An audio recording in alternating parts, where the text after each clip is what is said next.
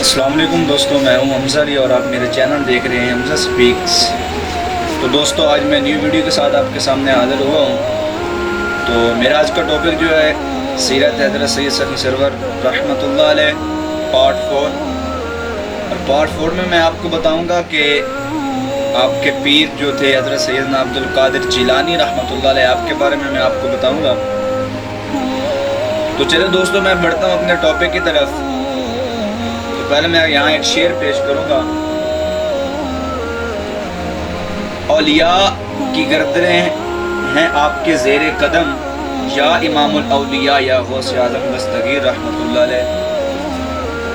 غوث العظم، غوث الورا، غوث کونین، غوث الثقلین، محبوب خدا، واقف اسرار و رموز نور حقانی، قطب الاقطاب، محی الدین جناب سیدنا عبد القادر جیلانی رحمۃ اللہ علیہ کا شمار نامور اولیاء اللہ میں ہوتا ہے، اور آپ رحمۃ اللہ علیہ کا تعلق سادات گرانے سے ہے۔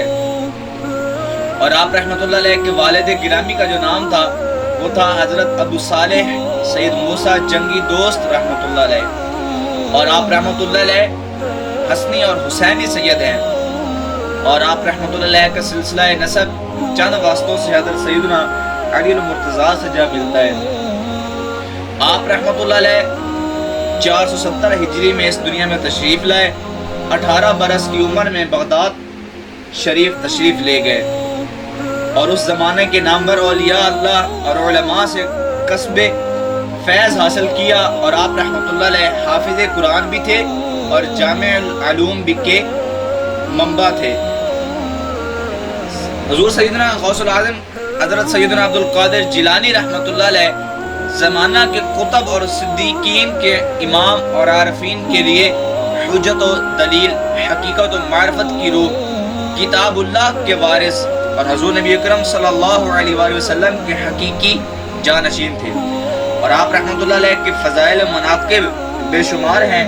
اللہ عز و جل نے آپ رحمۃ اللہ علیہ کی زبان مبارک سے حکمت کے چشمے جاری فرمائے، اور زمین و آسمان میں آپ رحمۃ اللہ علیہ کی شہرت بلند کی، اور آپ رحمۃ اللہ علیہ نے اللہ عز و جل کے حکم کے مطابق اعلان فرمایا کہ روح زمین پر موجود ہر ولی کے گردن پر میرا پاؤں ہے، اور آپ رحمۃ اللہ علیہ کے اس اعلان کے بعد روح زمین پر موجود ظاہر و باطن ہر ولی نے اپنی گردن جھکا لی۔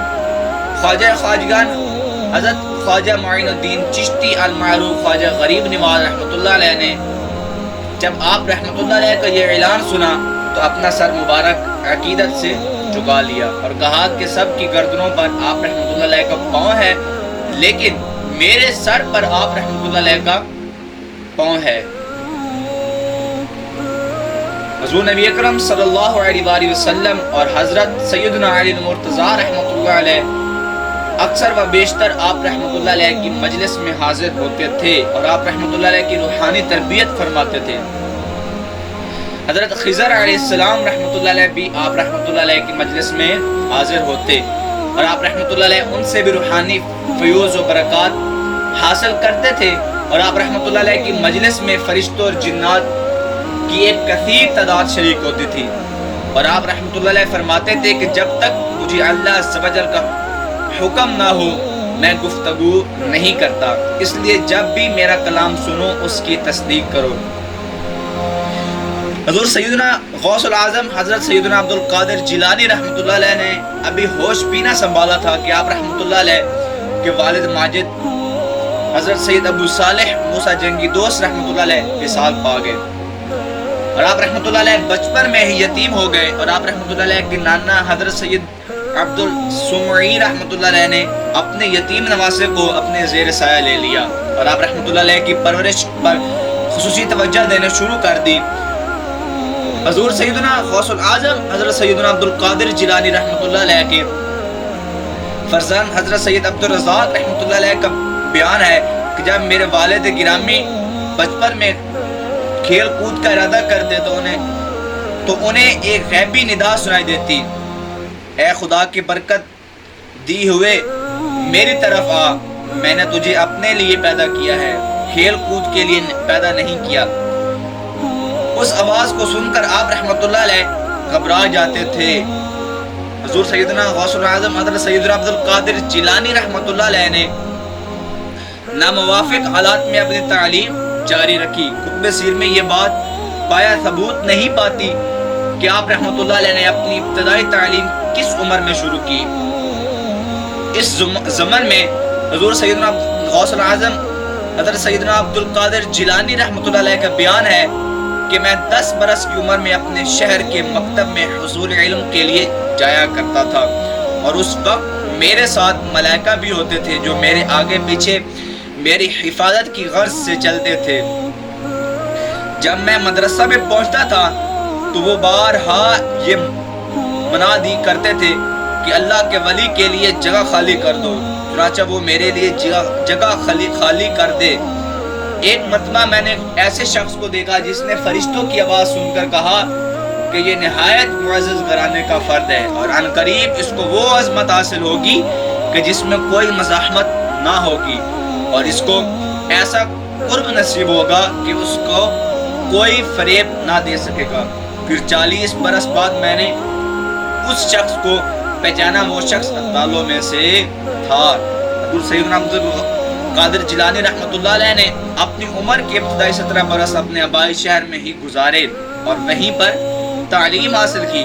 بعد ازاں آپ رحمۃ اللہ علیہ کے دل میں اعلیٰ ترین کا شوق بیدار ہوا، اور آپ رحمۃ اللہ علیہ نے اپنی اس خواہش کا اظہار والدہ ماجدہ سے کیا، جنہوں نے آپ رحمۃ اللہ علیہ کو بغداد جانے کی اجازت دے دی۔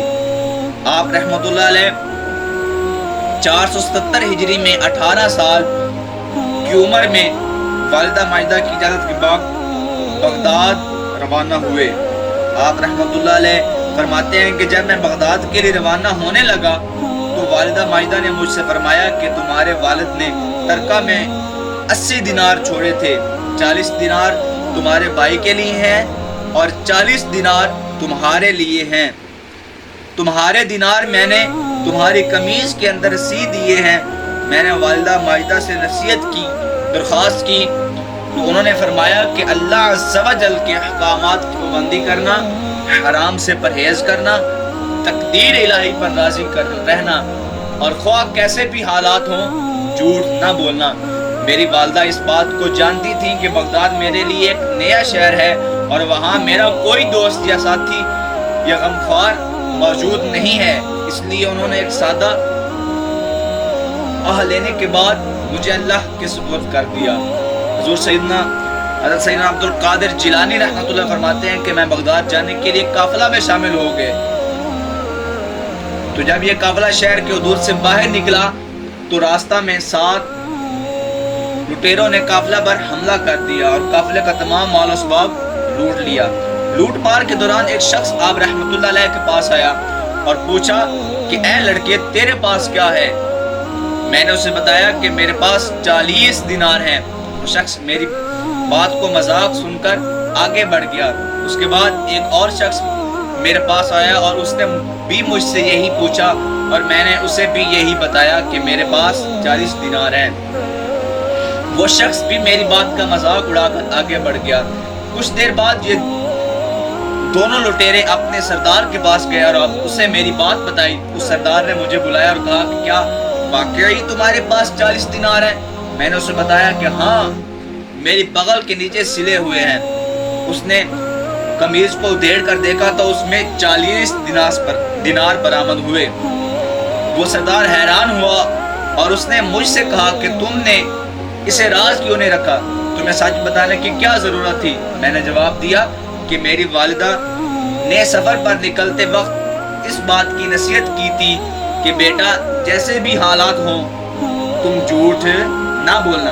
لہذا جب مجھ سے پوچھا گیا کہ میرے پاس کیا ہے تو میں نے سچ بتا دیا۔ آپ رحمۃ اللہ علیہ فرماتے ہیں کہ میری بات سن کر اس سردار کی آنکھوں میں آنسو آ گئے اور اس نے ایک آہ کرتے ہوئے کہا کہ تم نے اپنی والدہ کا عہد نہیں توڑا، اور ایک میں ہوں جو سالہ سال سے رب کے عہد کو توڑ رہا ہوں اور لوگوں کو لوٹ رہا ہوں۔ یہ کہہ کر وہ سردار میرے قدموں میں گر پڑا اور توبہ کرنے کے بعد تمام مال و اسباب قافلے والوں کو واپس کر دیا۔ یہ پہلا موقع تھا جب کسی شخص نے میرے ہاتھ پر توبہ کی۔ اور آپ رحمۃ اللہ علیہ فرماتے ہیں کہ بغداد شریف آمد کے بعد حضرت شیخ حماد بن دباس رحمۃ اللہ علیہ کی خدمت میں حاضر ہوئے، جن کا شمار نابغہ روز اولیاء اللہ میں ہوتا تھا، اور بغداد کے قرب و جوار میں ان کے نام کا بہت شہرا تھا۔ بغداد کے بے شمار اولیاء نے انہی سے فیض حاصل کیا تھا۔ آپ رحمۃ اللہ علیہ کا قیام بغداد شریف کے محلہ مظفریہ میں رہا۔ آپ رحمۃ اللہ علیہ تعلیم سے فراغت کے بعد حضرت حماد بن دباس رحمۃ اللہ علیہ کی محفل میں شریک ہو جاتے اور ان سے روحانی فیوز و برکات حاصل کرتے۔ بغداد شریف میں آپ رحمۃ اللہ علیہ نے 9 سال تک مختلف علوم پر دسترس حاصل کی، اور اس وقت بغداد میں موجود تمام اکابر علماء اعظام کی صحبتوں سے بھرپور فیض حاصل کیا۔ تو دوستو آج کے لیے اتنا ہی، باقی اگلی ویڈیو میں انشاءاللہ۔ والسلام۔